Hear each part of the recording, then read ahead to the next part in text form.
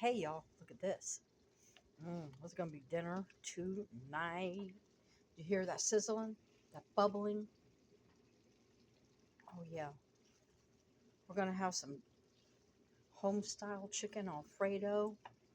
Then over here we got the noodles boiling. Look at that.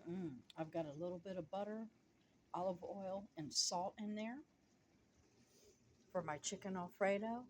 I've got grilled chicken. I've got a bag of California blend, broccoli, cauliflower, carrots. The microwave for 5 minutes. Drain them, throw them in there.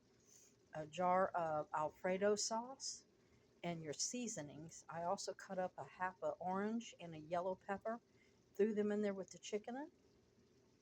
I've got salt, garlic, little bit of more garlic, and mrs.dash.